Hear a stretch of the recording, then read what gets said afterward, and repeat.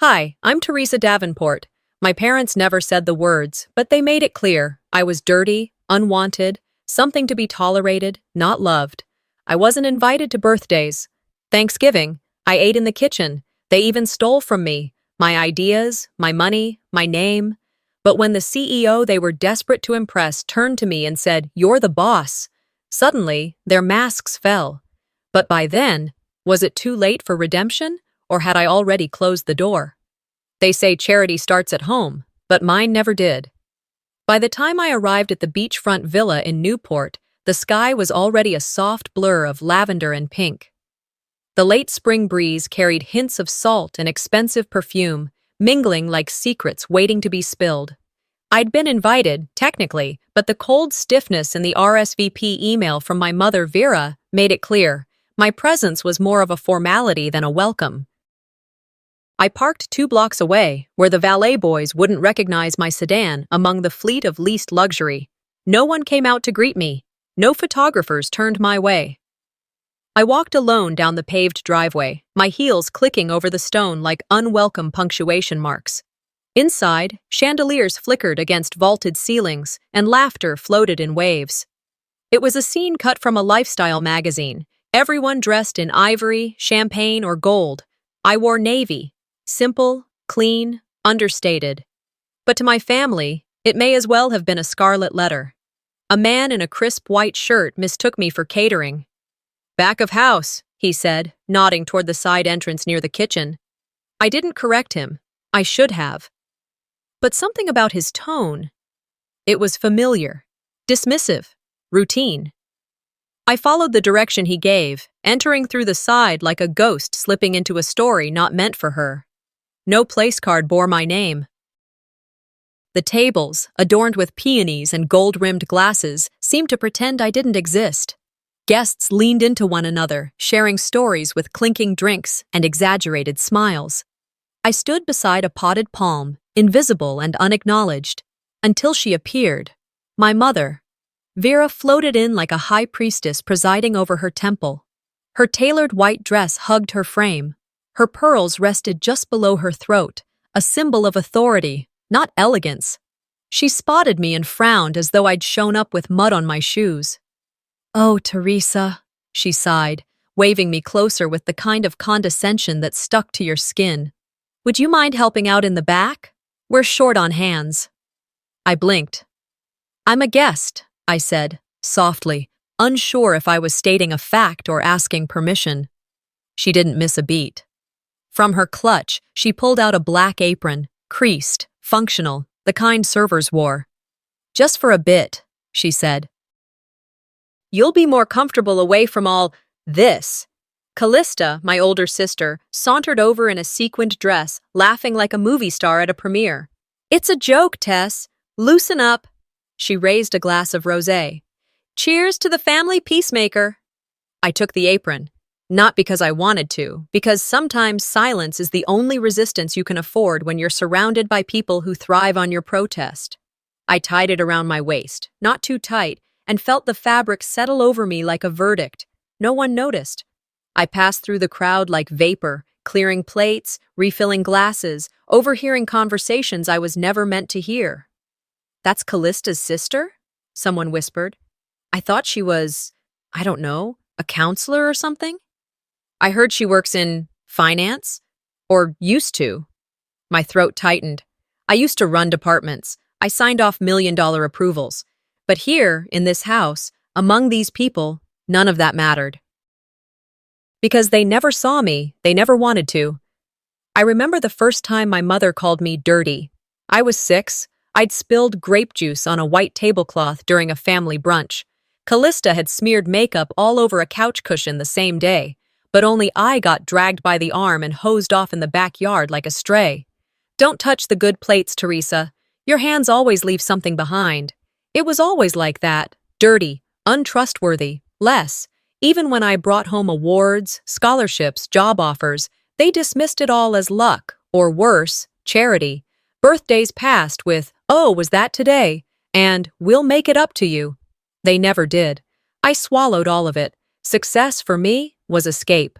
I built my career like a fortress, brick by brick, credential by credential. I lived states away, far enough to pretend I didn't care. But tonight, being back, wearing that apron, it broke something open. Quietly. By the time the sun dipped below the horizon, casting a golden wash across the patio, I'd cleared 6 tables. Not a single guest asked who I was. But I wasn't angry. Not yet. I was collecting. Every word, every glance, every laugh at my expense. They thought they were pushing me down, but I was just bending to leap. As I walked past the dessert station, I caught my reflection in the glass. Apron, hair pulled back, eyes steady. They still thought I was nothing. Let them. The laughter in the ballroom grew louder as twilight folded into evening, but I barely heard it. The sound was muffled, as though my ears had chosen mercy for me, filtering joy into static. I slipped through the kitchen corridor like steam rising from a dish, still wearing the black apron Vera had tossed at me earlier. It smelled faintly of grease and wine, a reminder that I had been assigned service, not celebration. My heels clicked softly against the tile floor, an echo that reminded me I was present but not acknowledged. I stopped at the edge of the corridor, untied the apron with deliberate care, and folded it neatly. I slid it behind a stack of trays near the humming ice machine. One of the younger servers glanced at me, brow furrowed. "Are you off shift already?" he asked, his voice genuine, not mocking. I smiled just enough to keep him from asking anything further. "Something like that." Back near the main hall, a velvet rope cut across the entrance to the formal space. On a gold stand sat a clipboard bearing the guest list, letters inked in thick black, each name typed like law. I approached cautiously, not timidly, but with the awareness of someone who knew they didn't belong, and yet had every right to check. My eyes scanned the names: Callahan, Brett, Cameron, Elise, Caraway, Callista. I flipped to the next page, then the next. No Vera with my name attached. No Teresa. No Sylvia. Not even a placeholder. I did not exist. A woman in a headset, part of the event team, walked over with her own clipboard pressed to her chest. "Are you with catering?" she asked briskly. "No," I replied evenly. She scanned her sheet, expression flat. "Then I think you're at the wrong event. This ballroom is for confirmed guests only. If you want to wait in the back, I can check with the manager." Her voice wasn't cruel, just indifferent. Trained protocol. People like her are taught not to see faces, only badges. I stepped aside and pulled out my phone. Opened the email Vera had sent me days ago. No RSVP attachment, no personalized invite. Just one line. "The gala is Saturday. You can come if you want." It wasn't an invitation. It was a dare. The coil in my stomach tightened. This wasn't a mishap or oversight. It was deliberate. I hadn't been welcomed. I had been summoned, like an afterthought, like a prop to stand in the background if I dared to show up. I moved along the periphery of the room, past towering marble columns and photographers snapping donors in front of branded wine glasses. I kept my chin high, every step careful. Invisible, yes, but not broken. That's when the lights dimmed. The hum of chatter melted into hush. A microphone clinked with feedback. On the dais near the main stage, Vera stood framed in golden light. Behind her, a massive screen glowed with the event's branding. The Coastal Future Foundation, Spring Gala. She looked radiant, regal even. Perfect posture, lips painted in a shade that photographed well, expression polished into practiced warmth. The matriarch she desperately wanted the world to believe she was. "Thank you all for coming tonight," she began, her voice warm, honeyed, but with the sharp ring of glass underneath. None of this would be possible without our generous supporters, and of course our family's greatest pride. The one who made this night a reality. My jaw clenched before she even said the name. Callista. Applause thundered through the ballroom. Spotlights tilted, illuminating the far end of the room.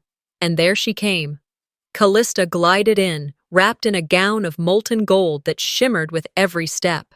Her hair framed her face in perfect waves, her heels tapping against the floor like punctuation marks in a sentence she'd memorized. A silk banner dropped from the rafters behind her, white and crisp, the kind used for fundraisers and fashion shows. It read in bold letters, "Sponsored by Callista Caraway." I blinked, twice. The breath left my lungs, not from shock, but from recognition. That name, the foundation, the structure, it wasn't just a vanity plate for her career, it was mine. My nonprofit, my shell company, the structure I had created years ago for tax efficiency, for funneling donations quietly, legally, without fanfare. The trust was mine. The scaffolding was mine. They had taken it, peeled my name away, and crowned her with the glory. The applause roared as Callista kissed cheeks, waved at reporters, and posed with donors like she knew them all by heart. Vera stood at the dais, her eyes glistening with the staged pride of a mother basking in reflected light. From my corner, half hidden by a floral column, I clutched the satin strap of my purse until my knuckles ached. They were parading my work as hers, my money, my frameworks, my legal ingenuity, all wrapped in Callista's name like a bow on a stolen gift. In business, I had seen deception 100 times, back doors, paper trails erased, ideas stolen and recycled, credit redirected. But this wasn't strategy. This was betrayal sewn into silk and gold. My chest tightened, not with sorrow, but with something sharper. Clarity. Flashbulbs flickered. Glasses clinked. My mother smiled for cameras, her voice echoing through the ballroom. And all I could think of was a day 15 years ago. My graduation. I was top of my class in architecture, summa cum laude. My portfolio published in 2 journals. I remember standing on that stage, the dean shaking my hand, my name spoken with reverence. I had scanned the audience, searching, hoping for one familiar face. They never came. That evening, I had called home. Vera picked up. "We don't celebrate dirt," she said flatly, "especially not when it tries to act clean." That was the last time I invited her to anything with my name attached.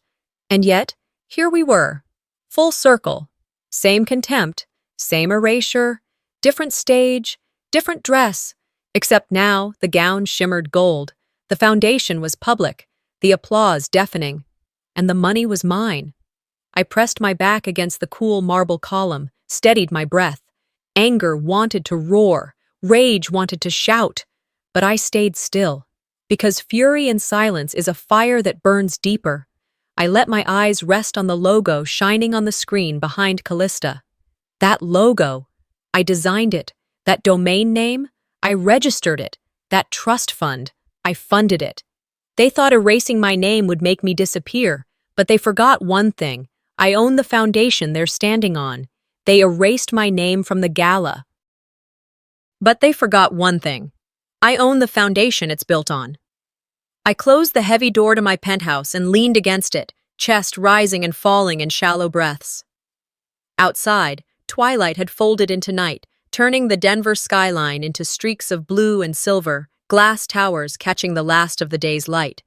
My reflection in the window was sharp, almost elegant, but my eyes looked haunted, hollow in a way the city lights could not soften. I flicked on the standing lamp in the living room. A warm glow spread across the hardwood floor, stretching into long shadows that bent across the furniture. The TV was still on from earlier, muted, but glowing with the Channel 7 logo in the corner. I picked up the remote and turned the sound back up. The anchor's voice slid through the speakers like smoke. Highlights from the Coastal Future Gala. Generous donors gathered to raise millions. Callista Caraway honored for her leadership and charity. Special thanks to Vera Caraway for hosting this year's successful event. Then the screen filled with a sweeping panorama of the villa. White pillars rising against the night sky, floral arches in every corner, the ribboned stage where the cameras had flashed and the applause had thundered. My villa, my labor. I was in those walls. My blueprints shaped those foundations. My money had oiled those wheels. And yet, the broadcast made it look like I was absent as air. They never mentioned me, not once. I turned the volume back down, almost to silence, and walked toward the photo shelf by the far wall. Dust glimmered faintly in the lamplight. A single frame caught my eye. It held 3 faces. Callista on the left, father in the center, Vera peering in from the edge. I had been in that photo once. A shy smile, hair in braids, 17 years old and hopeful. But the image in front of me now had been altered, my face blurred, the edges smudged, as if someone had dragged me out of my own history. My hand trembled as I touched the glass. For a second I felt fragile, but I caught myself. No, not fragile. Not anymore. I was done being invisible. The coffee table buzzed. My phone lit up with a new message. The name made me pause. Alex Shaw, CEO, donor, the man who had spoken warmly with Vera at the gala. I'd like to arrange a meeting, Teresa. We need clarity. Clarity. The word landed like both a promise and a threat. I set the phone down and looked out toward the bay. The water shimmered under scattered lights, the wind pulling the curtains inward like a slow breath. And I remembered. 17 years old, standing in the kitchen with my Princeton acceptance letter in hand. I had sprinted home with it, heart bursting, a future unfolding on the page. Vera stood by the doorway, dressed for another gala in wine-colored lipstick and sharp heels. I held the letter up like a gift. She glanced at it, then at me, her lip curled. "Dirty letters from filthy hands," she said. "You don't belong in those halls." The memory stung as fresh as glass. That morning, I had packed what little I owned. Left without hugs, without luck, without even silence. Just slammed doors and the hiss of tires as I drove away. Back in my penthouse now, I crossed to the desk and pulled open the bottom drawer. Inside sat a small lockbox. I retrieved the key from its hiding spot and opened it. Inside were scraps of my life, an antique watch that once belonged to my grandfather, a ribbon from prom night, faded but still smelling faintly of perfume, and a letter, never mailed.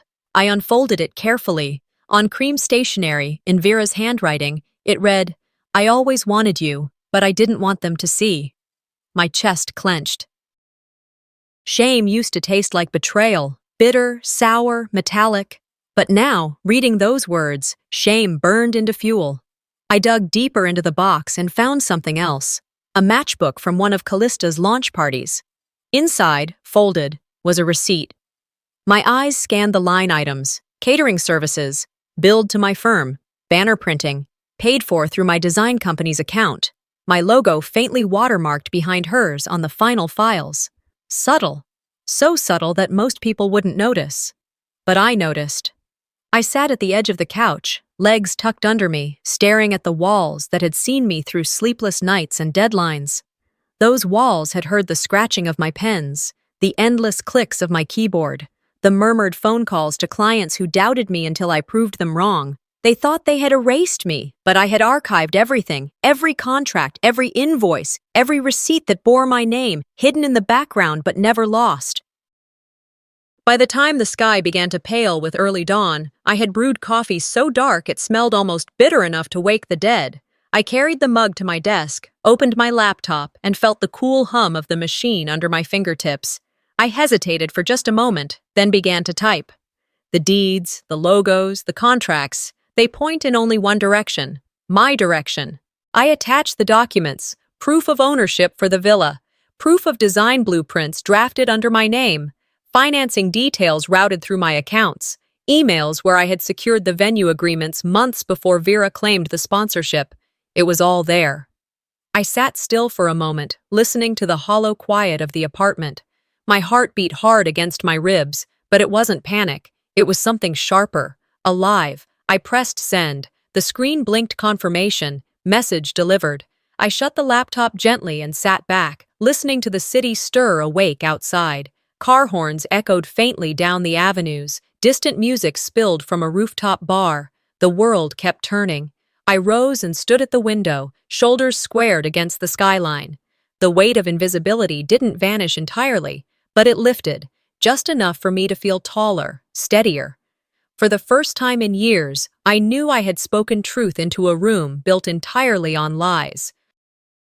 They may erase my name in speeches. They may airbrush me out of family photos. They may applaud Callista on stages I built. But in the end, none of it mattered. Because behind every spotlight, every donation, every stage, I was the foundation. The subject line: termination of sponsorship rights.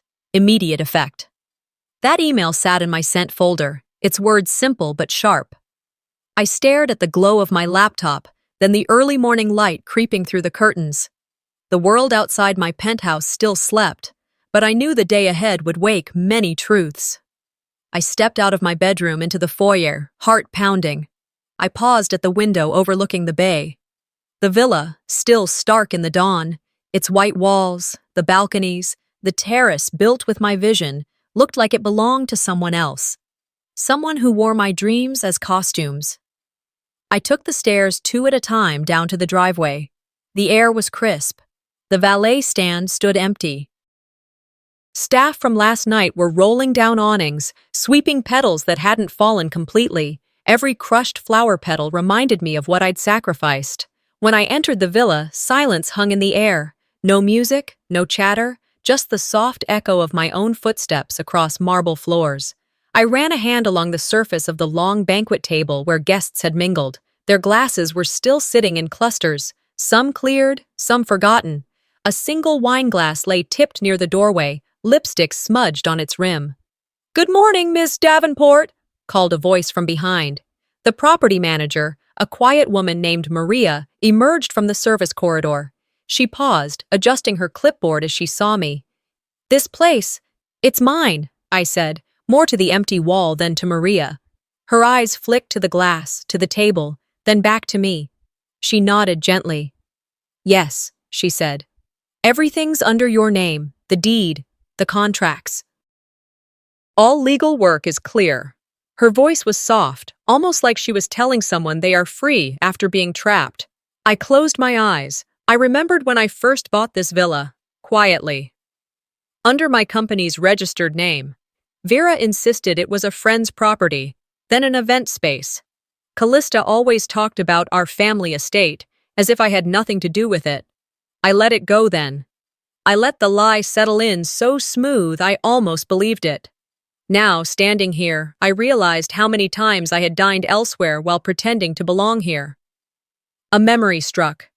Thanksgiving, years ago. I was 30. Callista's children running around. Vera toasting family unity. I stood in the kitchen eating cold mashed potatoes, watching them in the dining room through the open doorway, hearing laughter that excluded me. My jaw tightened. I walked down the main hallway, touching door frames, tracing memories, the ballroom with its French doors, the rose arch on the terrace I designed, the koi pond in front I sourced personally. As sunlight filtered in, I saw where the decor had caught on the railing, ribbons still draped along banisters. Dusting hadn't reached that corner yet. I stooped and picked up a ribbon, its texture faintly stained. I wrapped it in my hand. Then I found Callista's lipstick stain on a wine glass near the bar. My breath caught. Lipstick. Callista, smudged in bold red. It was always about her face, her image. I placed the glass down gently. My fingers traced its curve. I felt something shift inside. Anger fused with resolve. Maria cleared her throat behind me. "Lawyer said you want to send notice for breach of usage terms?" "Yes," I said. The word was calm, not loud, intentional. I pulled out my phone and typed in a few lines. Clause 14B has been activated. Unauthorized use of property, logos, event materials must cease. All usage rights revoked immediately. I hit send as the clock struck 10. The villa's front doors were wide now, letting in morning air and the distant sound of waves. I stayed by the window, watching staff arrive. Some recognized me, some didn't. Some bowed their heads, others' faces betrayed confusion. Callista's voice drifted in through Maria's phone. She was calling from downstairs. I could hear her laugh, fake, high-pitched, then silence. I closed my eyes. Let it go. They always gave me a seat, just not one that mattered. Today, I was rising. The villa was mine, not just the walls and gardens, but the story, the reputation, the foundation of lies built on names that weren't mine to claim. I stood in the marble foyer, all polished surfaces and dusty corners. The morning sun warmed one wall, then another. I lifted my chin. This place, their applause, their banners, they only mattered now because I said so. They breached usage terms. I wanted them notified. Today, when I closed my laptop, the screen's glow still clung to my skin like frost. My rolling chair creaked as I slid back, heart pounding louder than the hum of the office air conditioner. Late afternoon light slanted through the tall windows of my downtown firm, painting stray dust motes into flecks of gold. Beyond the glass, the city pulsed as it always did, traffic weaving down streets, a siren wailing somewhere in the distance, the low hum of a world determined to go on. But inside the boardroom, time narrowed to the papers stacked in front of me. Betrayal didn't come as thunder, it came printed in ledgers. Marcus, my CFO, sat across the polished table, his face pale, his eyes wide. He slid a bundle of papers toward me. His hands trembled, not from fear of me, but from what the numbers revealed. "Look at this," he said quietly. I lifted the top page. Account, Davenport Design Infrastructure, Inc. Description, Coastal Future Gala Sponsorship, Davenport Family Foundation. Amount, $84,000. Approval signature, Callista Caraway. My throat went dry. There it was, ink on paper, my company's account, my firm's funds, but not authorized, not by me. How did this even get processed? My voice was low, steady, but every syllable carried a blade. Marcus rubbed his temples. "It looks like your name was stamped from older contracts. Someone recycled your authorization template. But this?" He tapped the forged signature. "This isn't yours." "It's been mimicked." My pulse thudded against my ribs. The anger wasn't hot, it wasn't wild, it was cold, precise, like a knife being sharpened. They hadn't just erased me from credit, they had stepped into my identity, into my firm's accounts, and paraded theft under my name. I stood, pushed my chair back with a controlled scrape, and left the boardroom. The hallway stretched ahead of me, long and silent. A few assistants paused mid-task, watching my stride with the kind of curiosity reserved for storms on the horizon. Doors cracked open, just a sliver as I passed. At the end of the corridor, a mirror hung beside the elevator. I stopped, looked. My reflection stared back at me, hair pulled into a clean knot, suit sharp, posture straight. I saw not the daughter they tried to erase, not the sister they dismissed, but a woman who had enough proof to stand in any courtroom and be heard. I took the elevator down, each floor dinging like a countdown. In the lobby, the marble tiles echoed beneath my heels. Outside, the city was alive, horns honking, pedestrians shouting across streets, the mingled scents of food trucks and citrus trees carried by the early evening breeze. Across the street, a cafe buzzed with quieter energy. Marcus met me there, laptop open, folder spread across the table.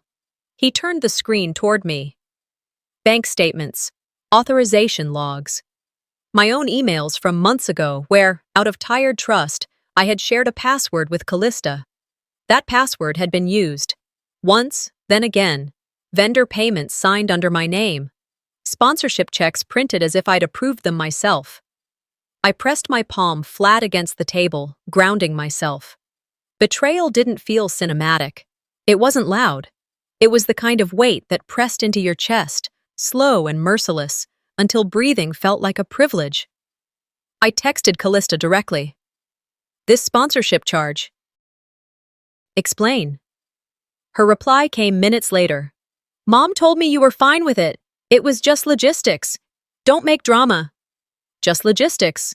Drama. They spoke of my name, my labor, my money, as if it were air, free to take, free to twist. My jaw ached from clenching. Back in my office, I dialed Vera. She answered on the third ring. "Mom," I said, my voice controlled, clipped. "This sponsorship charge needs to be returned or properly accounted for. You have 24 hours. Her laugh crackled down the line, brittle. "You always think you deserve applause." "Deserve?" My voice steadied further. "I don't want applause. I want fairness." There was a pause, the silence of someone deciding whether to wound or retreat. Then she chose her weapon. "Ungrateful," she spat. "After everything I've done." "You've done exactly what you needed for appearances," I answered. But appearances were never mine to carry. I ended the call before she could continue. I set the phone face down on my desk, muted, as though muting her words could mute their history. The sun had begun its descent, casting long streaks of copper and rose across the skyline. I stared at the buildings, at the sharp outlines against fading light, and thought about all the nights I had stayed awake, building something real while they orchestrated illusions. My lawyer had already begun drafting the notice. Clause 14B, breach of usage terms, ownership rights, misattribution, all lined in stark black and white. My assistant knocked softly and slipped into the room, placing the first draft on my desk. I skimmed the opening lines. Any logos, branding, or media referring to the Coastal Future Gala must reflect Davenport Design Infrastructure's ownership. Any misattribution must be corrected within 48 hours. Any profits or public credit falsely attributed to other parties must be rescinded. I signed off on it. With one click, I sent it. A small act on the surface, but monumental. My phone pinged almost immediately. Message delivered. Vera's office responded first, dripping with denial. Callista's number stayed silent. I leaned back in my chair, fingers interlaced, eyes drawn to the ceiling. My mind replayed the gala like a film reel. The laughter, the clinking glasses, the flash of cameras. The way they handed me an apron like I was staff. The whispers as I passed. The calculated erasure dressed as glamour. For years, I told myself this was family. That blood demanded silence. That to endure was noble. But this was no longer a family matter. It was a matter of justice. Outside, twilight fell. Street lamps blinked on one by one, dotting the sidewalks like fragile stars. Cars streamed by, their headlights glinting in the glass of my window. On my desk lay a plain envelope, unsealed until now. I slipped the photos inside, snapshots of the gala, screenshots of the forged contracts, invoices stamped with my logo hidden beneath Callista's. Every piece a fragment of the truth they tried to bury. I taped the envelope closed with slow, steady hands. Tomorrow, the storm would spill into the open. But tonight, I sat with the weight shifting inside me, not gone, but no longer crushing. For the first time, it felt less like chains and more like armor. They said, "This is no longer a family matter." And so I stepped into the room where every lens was pointed at family facades and made sure my voice would not be silenced. The late afternoon sun was melting over Pasadena when I walked into the public venue. Reporters clustered near the stage, clipboards in hand. Cameras were being adjusted. Voices fluttered like butterflies, some curious, some condescending. I carried no apron tonight. I carried purpose. Mr. Whitaker stood at a podium, shaking hands and smiling with Vera and Callista. I watched them from the back, quietly. There was a banner that stretched behind them, branding glow strong in artificial light. Coastal Future Follow-Up. Callista's name was on it prominently. Vera's face alight with proud approval. I recognized the logos. They were mine, my design firm's partnership contract, my property used, all without me standing where I belonged. Marcus, the CFO, slipped into the room beside me. He caught my eye. "They started," he whispered. "Whitaker is crediting Callista for urban design insight." I nodded, heart tightening. Then Whitaker's voice floated over the microphone. "We are honored to have Callista Caraway lead the master plan review. Her insight into community space was remarkable." Applause followed. Callista smiled broadly, stepping forward to meet the press lights. I felt the heat in my cheeks, not shame, but recognition of the theft. Then a man in a suit raised his hand. "Ms. Caraway, can you speak to how the design addresses infrastructure versus aesthetics?" Callista paused, her handwriting trembling in the spotlight. She opened her mouth, but words faltered. Someone behind her muttered to Whitaker, "That's not the woman we saw in the boardroom." I stepped forward, not loud, not demanding, just close enough so those whispers could reach ears. The crowd's hum dulled, all eyes shifted. I cleared my throat. "Actually, I'd like to clarify," I said, voice low, steady. Blank stares met me. Callista froze. Vera's smile tensed. Whitaker paused. "Teresa Davenport here," I continued, pointing slightly to myself, "designed the master plan. My company signed the blueprints, my concept of green space, public walkways, everything Callista is being applauded for." A gasp. Lights snapped. Flashbulbs popped. Reporters scrambled. Whitaker's expression collapsed. Confusion painted in creases. I had thought Miss Carraway was... He faltered. I stepped up onto the stage, microphone in hand. I did not shout. I laid out the evidence. Emails, time-stamped designs, contract signatures. The room was still, breathing slow. My design, my funding, my property. And until this moment, my silence.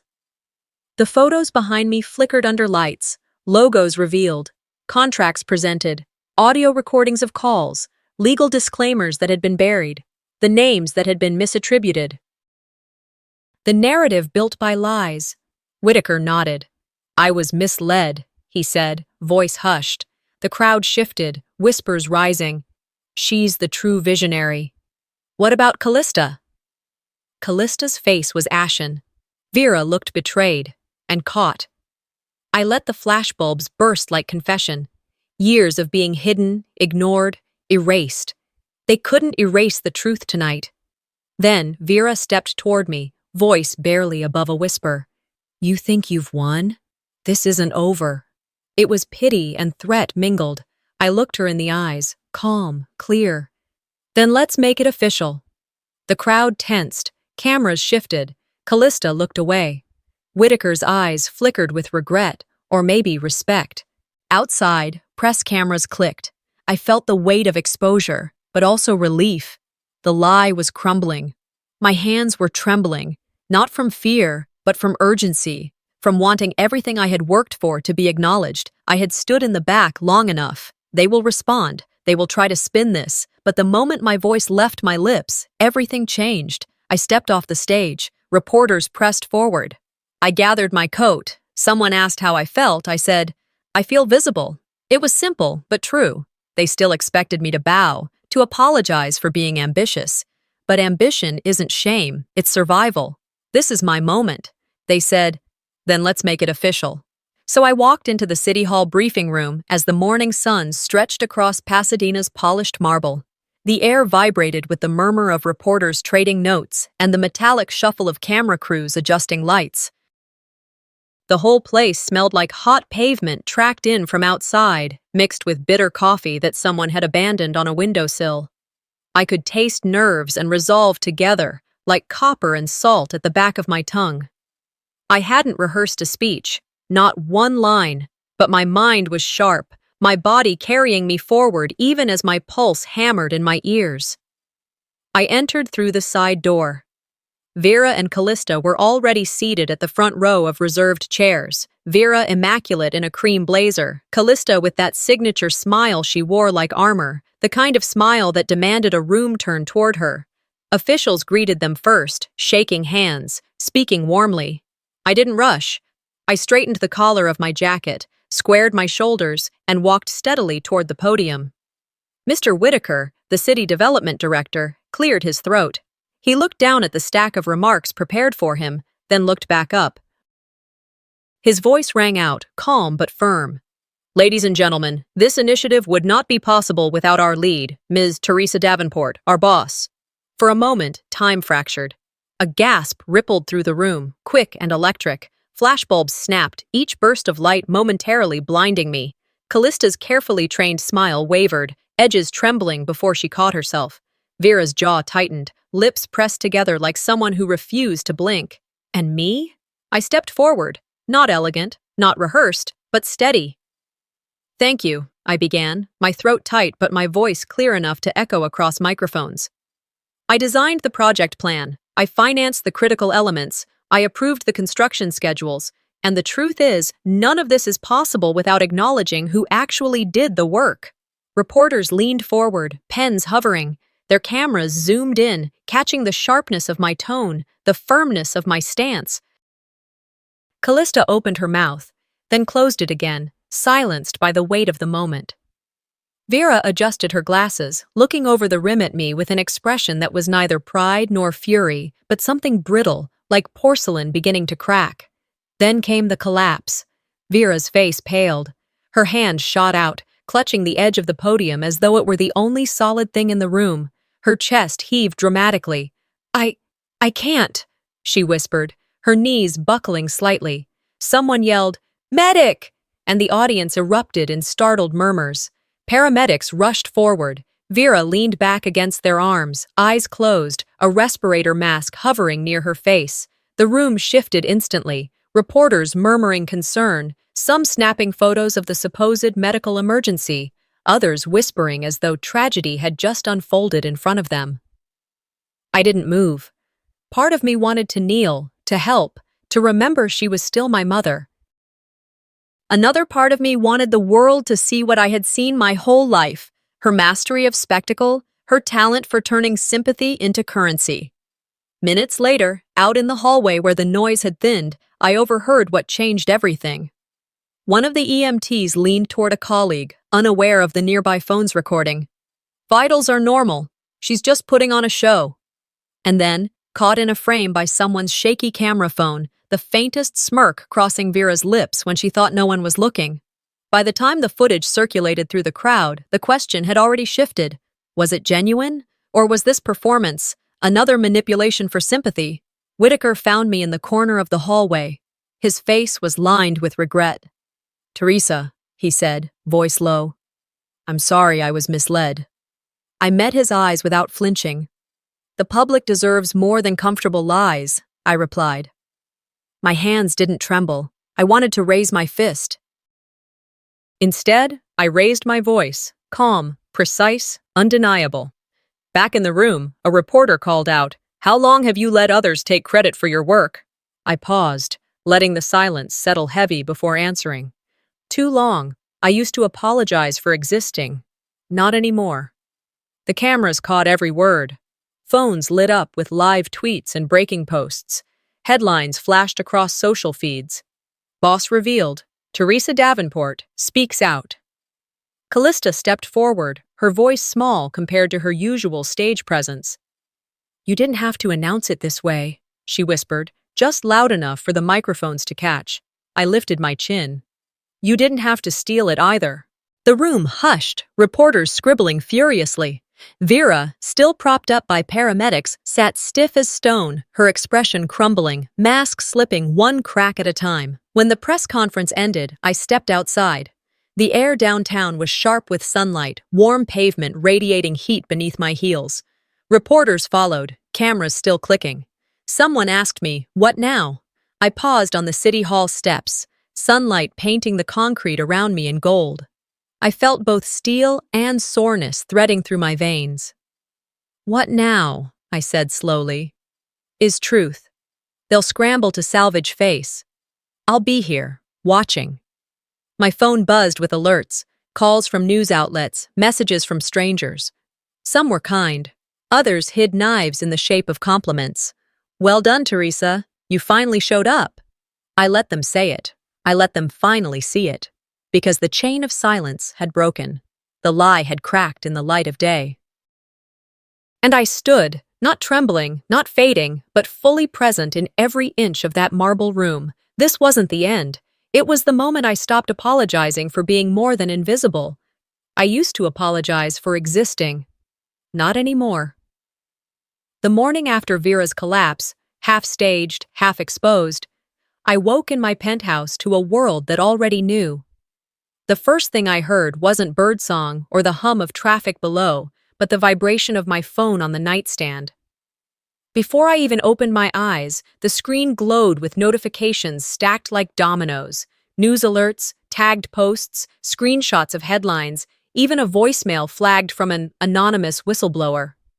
For a moment, I stayed still under the weight of it all, pulling the robe tighter around my shoulders as if it could shield me from the truth already flooding in. But hiding would only make me smaller. And I had promised myself, never again. I washed my face in the marble sink, cold water biting into my skin until I felt awake, present. My reflection looked tired, yes, but the tiredness was honest. I tied my hair back, buttoned a crisp blouse, and headed downtown to the law firm's boardroom where the next battle waited. The air there was thick with tension. My publicist called it brand risk. The marketers murmured crisis management. To me, it wasn't a crisis. It was just truth, dragged into daylight where it belonged. My assistant placed a leather folder in front of me on the polished oak table.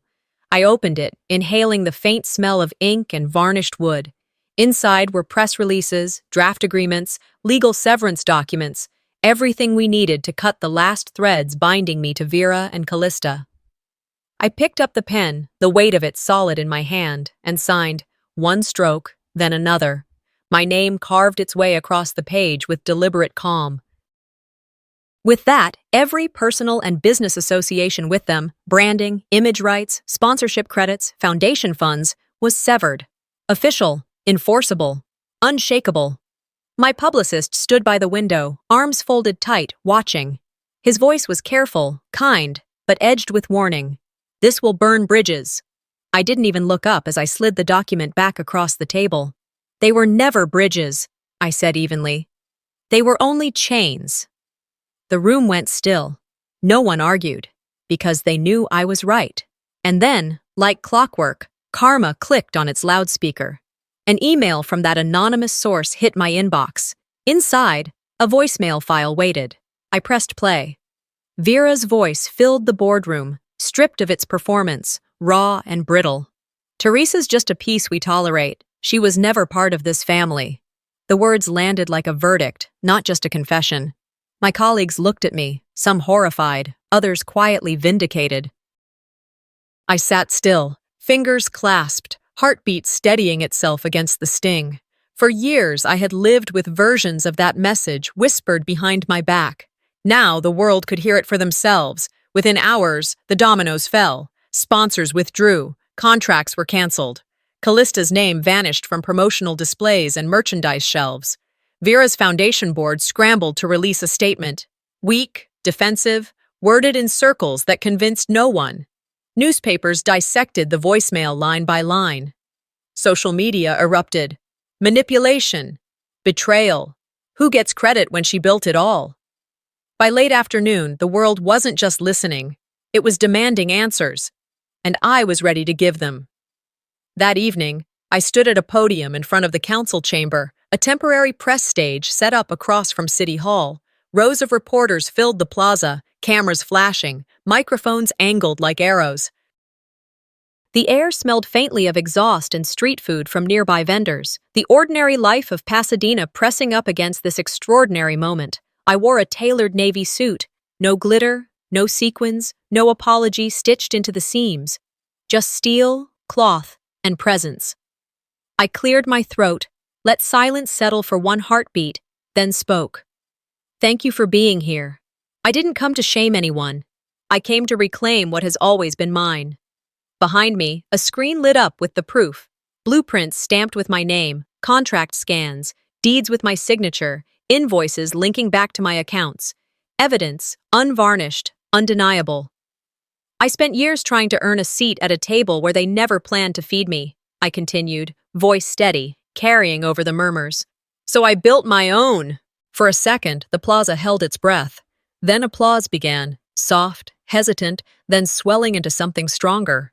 I scanned the crowd. Callista's eyes glistened, though I couldn't tell if it was disappointment, fear, or some tangle of both.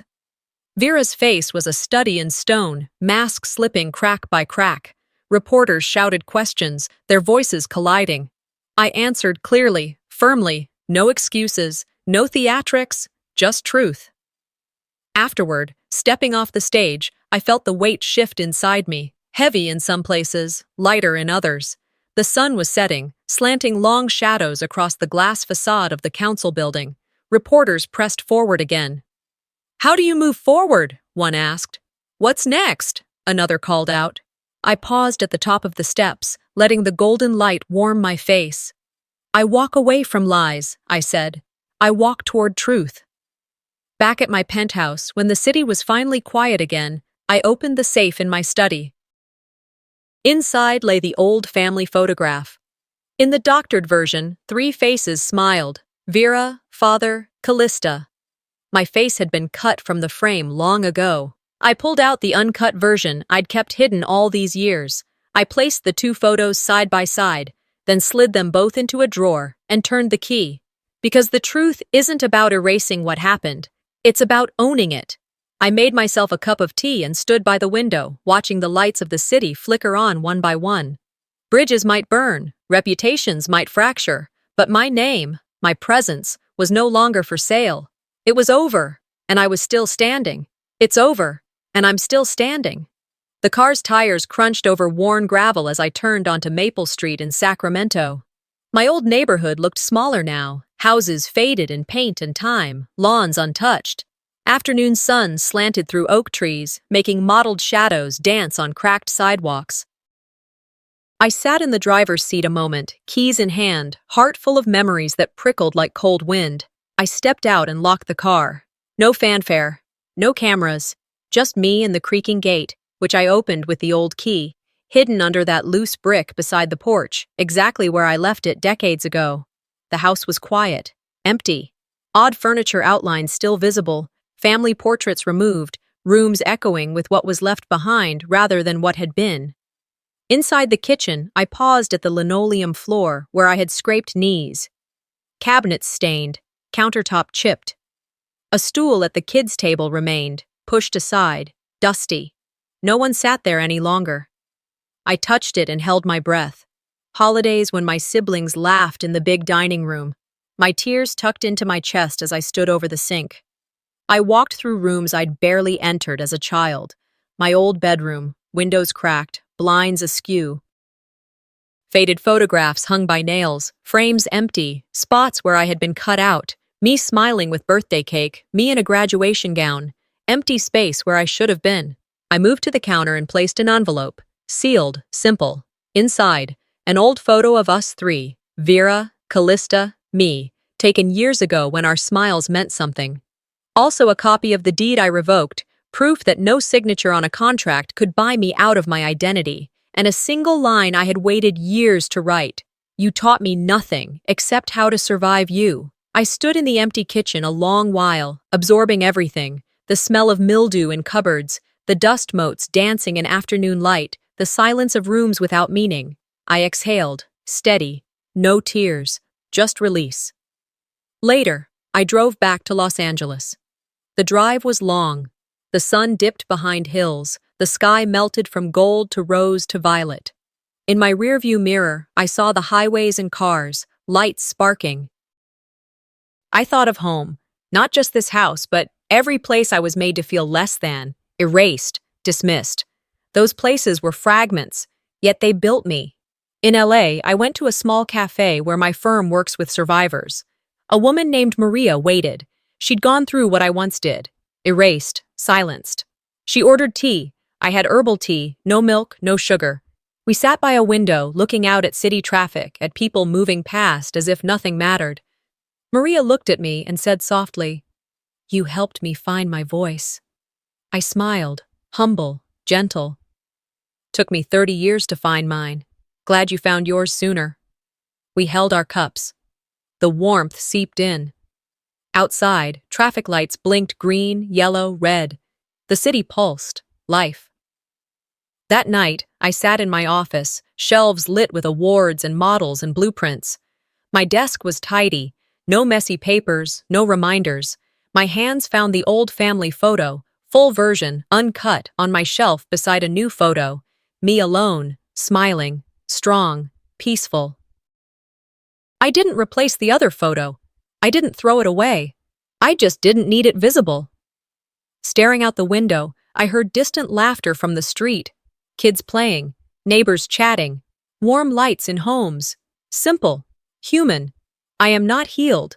Some edges still sting. But I know this. I no longer apologize for being seen. I no longer shrink into shadows. My name, my story, is mine. Sometimes, the ones who are supposed to protect you are the very ones who try to erase you. But survival isn't just about walking away. It's about reclaiming your voice, your worth, and your future. Have you ever had to choose between peace and family? What would you have done if you were in Teresa's shoes? If this story moved you, don't forget to subscribe for more powerful, real-life inspired stories. Your next chapter starts here.